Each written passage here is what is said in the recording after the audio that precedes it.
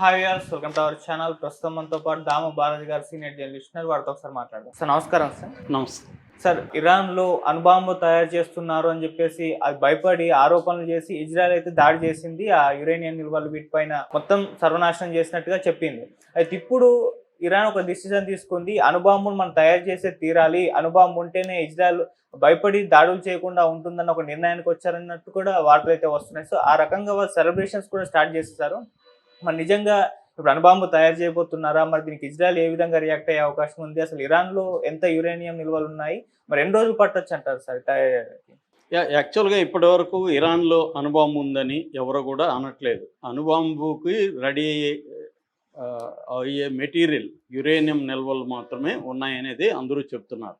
అంటే వాళ్ళు 2 వారాల్లో అణుబాంబు తయారు చేయగలరు అనేది, కాబట్టి ధ్వంసం చేయాలి అనేది ఇజ్రాయెల్ కానీ అమెరికా కానీ చెప్పింది. ఆ నిల్వల్ని ధ్వంసం చేయడం కోసం మేము అటాక్ చేస్తామని ఇజ్రాయెల్ చెప్పుకుంటుంది, అమెరికా కూడా చెప్పుకుంటుంది. అమెరికా నిల్వల మీద మాత్రమే బాంబులు వేశారు, కానీ ఇజ్రాయెల్ మాత్రం వాళ్ళ మిలిటరీ ఆఫీసర్లను చంపేశారు, ఇంటెలిజెన్స్ అధికారులను చంపేశారు, సైంటిస్టులను ఒక 10 మందిని చంపేశారు, సివిలియన్స్ని 1000 మందికి పైన, పౌరులు పిల్లల్ని, విమెన్, ఇస్రాయల్ని, వీళ్ళందరినీ కూడా 1000 మందిని చంపేశారు. ఇంకా వాళ్ళ సివిలియన్ ఇన్ఫ్రాస్ట్రక్చర్ మీద కూడా బాంబులు వేశారు, ఆయిల్ ఫెసిలిటీస్ మీద, ఎయిర్పోర్ట్ల మీద, అవన్నీ చేశారు. అంటే ఈ సాగు చెప్పి ఇరాన్ని విధ్వంసం చేయాలని ఇజ్రాయెల్ ట్రై చేసింది. దాన్ని ఇరాన్ బలంగా ఎదుర్కొంది. వీళ్ళకి జరిగినంత నష్టం జరగకపోవచ్చు, కానీ ఇజ్రాయెల్కి కూడా బలమైన నష్టాన్ని ఇరాన్ చేయగలిగింది. ఇంత ప్రాణ నష్టం, ఇంత సివిల్ ఇన్ఫ్రాస్ట్రక్చర్ నష్టం జరగలేదు. కాకపోతే ఇజ్రాయెల్లో మిలిటరీ పరంగా పెద్ద ఎత్తున నష్టం జరిగింది, కానీ ఇజ్రాయెల్ అది బయటికి చెప్పట్లేదు. ఎందుకంటే ఇంటర్నేషనల్ మీడియాని ఇజ్రాయెల్ అలో చేయదు లోపలికి, ఇరాన్ కూడా అలో చేయదు. కానీ ఇరాన్ నష్టం తెలిసిపోతుంది, ఇజ్రాయెల్ది తెలియట్లేదు అనేది చాలామంది చెప్తున్నారు. ఏదేమైనా నష్టాలు ఇరువైపులా జరిగాయి. ఇప్పుడు ఇరాన్ ఏం ఆలోచిస్తుందంటే, ఇరాన్ పాయింట్ ఆఫ్ వ్యూ నుంచి అనేక మంది మేధావుల ఇంటర్వ్యూలు నేను చూశాను. వాళ్ళు చెప్తున్నది ఏంటంటే, మా దగ్గర బాంబు లేదు, ఇజ్రాయెల్ దగ్గర ఆల్రెడీ 1958 నుంచే వాళ్ళు చేస్తున్నారు. వాళ్ళ దగ్గర దాదాపు 90 నుంచి 200 వరకు వార్ హెడ్స్ ఉన్నాయి, న్యూక్లియర్ వార్ హెడ్స్. అమెరికా వచ్చి సెకండ్ హైయెస్ట్.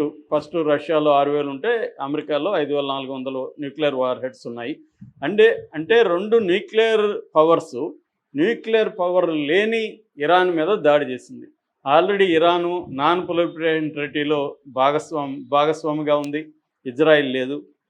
ఆల్రెడీ మేము atomic energy agency, international atomic energy ఏజెన్సీని మా దేశంలో ఇన్స్పెక్షన్కి మేము ఒప్పుకున్నాం. లాస్ట్ ఇయర్ కూడా 15 టైమ్స్ మా దేశంలో ఇన్స్పెక్షన్ చేశారు, మేము సంతకం చేసాం. అలాగే ఇజ్రాయెల్స్ అలో చేయట్లేదు, ఎవరిని ఇన్స్పెక్షన్కి అలో చేయట్లేదు. మరోవైపు మేము 2015లో ఒబామా గవర్నమెంట్లో కాంప్రహెన్సివ్ ఒక దాని ఒప్పందం అంటారు, comprehensive joint comprehensive plan of action అంటారు. ఈ జాయింట్ కాంప్రహెన్సివ్ ప్లాన్ ఆఫ్ యాక్షన్లో మేము సంతకం చేసాం. 5 శాశ్వత యుఎన్ సెక్యూరిటీ కౌన్సిల్లో శాశ్వత సభ్యులైన UK, US, Russia, China, France plus Germany, EU, ఈ దేశాలతో మేము ఒక ఒప్పందం చేసుకున్నాం. సో ఆ ఒప్పందాన్ని ఆ ఒప్పందం నుంచి క్యాన్సిల్ చేసింది ఎవరు? మళ్ళీ ట్రంపే చేశాడు 2018లో. సో మా దగ్గర బాంబు లేదు, మేము ఇంటర్నేషనల్ చట్టాలకు కట్టుబడి ఉన్నాము, మేము సివిలియన్ పర్పస్ల కోసమే యురేనియంని శుద్ధి చేస్తున్నాం, న్యూక్లియర్ వెపన్స్కి చేయట్లేదు. అయినా 2 న్యూక్లియర్ పవర్స్ మీద దాడి చేసినప్పుడు మాకేమర్థమైందంటే, మన దగ్గర న్యూక్లియర్ వెపన్ లేకపోవడం తప్పైంది, ఉనుంటే వీళ్ళిద్దరు ధైర్యం చేసేవాళ్ళు కాదు. అందుకనే ఇప్పుడు ఇండియా మీద పాకిస్తాన్ మీద ఇండియాను సీరియస్ యుద్ధానికి ధైర్యం చేయరు, ఎందుకంటే ఇద్దరి దగ్గర న్యూక్లియర్ వెపన్స్ ఉన్నాయి.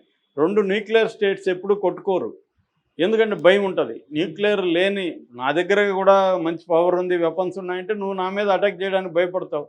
నేను నీ దగ్గర ఉన్నాయంటే నీ దగ్గర చేస్తాను. నువ్వు బలహీనంగా ఉన్నావు అనుకుంటే నేను వచ్చేస్తా, నేను బలహీనంగా ఉంటే నువ్వు, ఇది కామన్ సైకాలజీ. సో ఇరాన్ ఇప్పుడు అది అర్థమైంది ఇరాన్కి. అందుకని ఇప్పుడు వాళ్ళు ఏం చేస్తారంటే, ఆటమిక్ ఎనర్జీ ఏజెన్సీతో ఉన్న ఒప్పందాన్ని పక్కన పెట్టేసింది వాళ్ళ పార్లమెంటు. మిమ్మల్ని మేము అలో చేయం మా దేశంలోకి అని చెప్పేసింది. అట్లాగే వీళ్ళు ఏమంటున్నారు, ఈ 2 దేశాలు, అమెరికా కానీ ఇజ్రాయెల్, మేము వాళ్ళ యురేనియంని కంప్లీట్గా ధ్వంసం చేసాం, స్టాక్ ఫైల్ అంటారు దాన్ని, నేను మళ్ళీ ఎక్స్ప్లెయిన్ చేస్తాను. అది ఆ యురేనియం స్టాక్ ఫైల్ని మేము ధ్వంసం చేశామని ఇటు ఇజ్రాయెల్ అంటుంది, ఇటు అమెరికా ట్రంప్ అంటున్నాడు. సో కొన్నేళ్ల వరకు వాళ్ళు వెపన్స్ తయారు చేసే పరిస్థితి లేదని వీళ్ళిద్దరూ చెప్తున్నారు. అయితే అమెరికాలో ఉండే పెంటగాన్ అనే ఒక హెడ్ క్వార్టర్స్ ఉంటుంది అమెరికాలో. ఆ పెంటగాన్ హెడ్ క్వార్టర్ బిల్డింగ్లో డిఫెన్స్ ఇంటెలిజెన్స్ ఉంటుంది వాళ్ళకి. డిఫెన్స్ ఇంటెలిజెన్స్ ఏజెన్సీ ఒక డాక్యుమెంట్ సబ్మిట్ చేసింది గవర్నమెంట్కి. ఆ డాక్యుమెంట్ లీక్ అయింది. న్యూయార్క్ టైమ్స్, CNN ఇలాంటి వాటిల్లో మీడియా హౌస్లు దాన్ని బయట పెట్టాయి.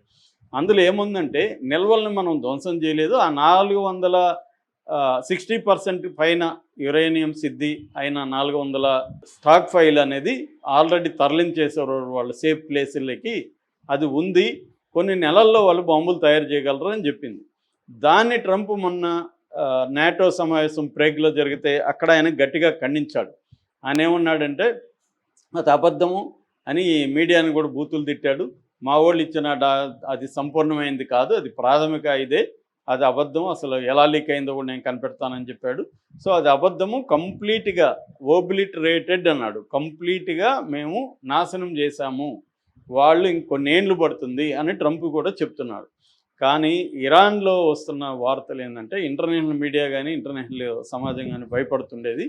ఇరాన్లో యురేనియం ఆ 400 కేజీలు వాళ్ళ దగ్గర భద్రంగా ఉంది వేరే చోట.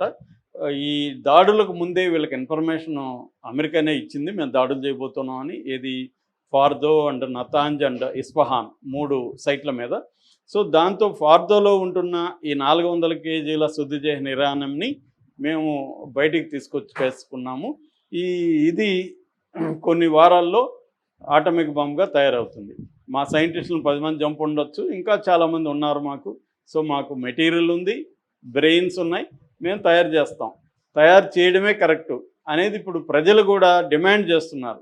నిన్న సంబరాలు చేసుకున్నారు దేశమంతా. ముఖ్యంగా తెహరాన్లో, గోము, మషద్, గోర్గాం ఈ ఏరియాల్లో, ఈ సిటీస్లో పెద్ద ఎత్తున జనం వచ్చి చేసుకున్నారు. వీళ్ళ నేషనల్ మీడియా కూడా దీన్ని ప్రచారం చేసింది. పార్స్ అని, అట్లాగే ఇరాన్ స్టేట్ మీడియా, ఈ 2 కూడా ప్రచారం చేసిందన్నమాట. అందులో ఇది హిస్టారిక్ ట్రయంప్, చారిత్రక విజయంగా వాళ్ళు చెప్పుకుంటున్నారు. వాళ్ళు victory celebration Angel of square అంటారు. ఇది అంటే రెవల్యూషనరీ స్క్వేర్ అని ఒక ఉంది. ఆ స్క్వేర్లో జనం వచ్చి తెహరాన్లో సాయంత్రం 6 గంటలకి దీపాలు పట్టుకొని, తర్వాత జెండాలు పట్టుకొని పెద్ద ఎత్తున సెలబ్రేట్ చేసుకున్నారు. సో మేము వాళ్ళు గవర్నమెంట్ని ఏమంటున్నారంటే ప్రజలు కూడా న్యూక్లియర్ బాంబు తయారు చేయడమే కరెక్టు, మన దగ్గర ఉంటే వాళ్ళు ఇప్పుడు అటాక్ చేసేవాళ్ళు కాదు కదా అంటున్నారు. అయితే ఇది సామర్థ్యం ఉందా లేదా అనేది మధ్య ఎక్స్పర్ట్లు ఏమంటున్నారంటే అసలు యురేనియం అంటే ఏంటి? యురేనియం అనేది nuclear occurring and heavy radioactive metal. అది దీని కెమికల్ సింబల్ యు అంటారు, యురేనియం కాబట్టి యు. Atomic number 92. మామూలుగా దీని సంఖ్య చెప్పేటప్పుడు U-238 అంటారు. ఈ U-230 అనేది బేస్ మెటల్ అనమాట. ఈ బేస్ మెటల్ని శుద్ధి కార్యక్రమం చేస్తారు, ఒక గ్యాస్ దీని ద్వారా శుద్ధి కార్యక్రమం చేస్తారు. ఈ శుద్ధి కార్యక్రమం ఎక్కడికి చేస్తారంటే ఫిసైల్ ఐసోటాప్ యురేనియం 235గా దీన్ని మారుస్తారు. ఫిసైల్ ఐసోటాప్ యురేనియం 235 అనేది 60% ఉంది వాళ్ళ దగ్గర ఇప్పుడు అనేది చెప్తున్నారు. 400 కేజీలు వాళ్ళు ఇలా చేశారు. ఫిసైల్ అంటే స్ప్లిట్ అవ్వడం వల్ల అది ఎనర్జీని బయటకు వస్తుంది అనమాట. ఇది మామూలుగా సివిల్ పర్పస్లకి న్యూక్లియర్ బాంబుకి రెండింటికి వాడతారు యురేనియం. సివిల్ పర్పస్లకు వచ్చి ఎలక్ట్రిసిటీకి న్యూక్లియర్ పవర్ ప్లాంట్స్ మన ఇండియాలో కూడా ఉన్నాయి, అట్లా ఇరాన్లో ఉన్నాయి. అట్లాగే మెడికల్ ఐసోటోప్కి వాడతారు, క్యాన్సర్కి, వాటికి. ఇండస్ట్రియల్ అప్లికేషన్కి వాడతారు, తర్వాత రీసెర్చ్కి వాడతారు, తర్వాత స్పేస్ మిషన్లకి కూడా యురేనియం వాడతారు. దీన్ని సివిలియన్ పర్పస్లకి అని చెప్తున్నారు. ఇప్పటివరకు ఇరాన్ కూడా అదే చెప్తుంది. సో అయితే దీన్ని మామూలుగా సివిలియన్ పర్పస్కి అయితే ఈ ప్యూరిటీ అనేది 3 నుంచి 5% ఉంటే సరిపోతుంది. లేదు రీసెర్చ్ రియాక్టర్స్ కోసం కావాలనుకుంటే 20% వరకు ప్యూరిటీ ఉంటే సరిపోతుంది. కానీ వీళ్ళు 60% చేశారనేది కంప్లైంట్ వీళ్ళ మీద. 60% చేస్తే డేంజర్ అది. ఎందుకంటే న్యూక్లియర్ గ్రేడ్ వెపన్ తయారు చేయడానికి 90% ప్యూరిటీ ఉండాలి. 60% చేయడం కష్టం, కానీ 60 నుంచి 90కి వెళ్ళడం ఈజీ, 2-3 వారాల్లో వెళ్ళిపోవచ్చు అనేది సైంటిస్టులు కానీ ఎక్స్పర్ట్లు కానీ చెబుతున్నారు. అంటే ఇరాన్ దగ్గర రెడీగా ఉంది. అయితే ఇప్పుడు ఫర్దర్లో నాశనం చేయలేదు మెటీరియల్ అని చెప్తున్నారు కాబట్టి ముందే 16 ట్రక్కుల్లో ఆ మెటీరియల్ని బయటికి తీసుకొచ్చేసారు కాబట్టి వీళ్ళు సైంటిస్టులు చనిపోయినా 10 మంది చనిపోయినా ఇంకా ఉన్నారు కాబట్టి ఇప్పుడు వీళ్ళు కనీసం వారాలు కాకపోయినా నెల 2 నెలలు 3 నెలల్లో తయారు చేయగలరు.